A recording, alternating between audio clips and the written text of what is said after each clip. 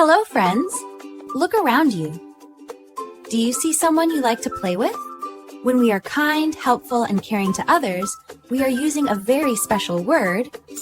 That word is friendship. Hello, my lovely friends. Welcome to Miss Zara Kids. Hello, Miss Zara.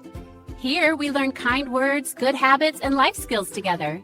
If you enjoy Today's word is friendship. Let's say it together. Friendship.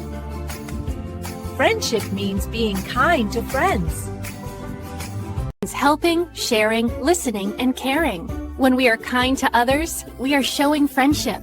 Helping a friend in need is friendship. Sharing toys is friendship. Using kind words is friendship. Let me tell you a friendship story. This is Lily the bunny, Max the bear, and Toby the turtle. One day, Max felt tired and sat down. Are you okay, Max? I'm just a little... Here, Max. You can play when you feel better. Oh, thanks, Toby. They waited, helped, and stayed kind. That is friendship. Yay! Now it's your turn.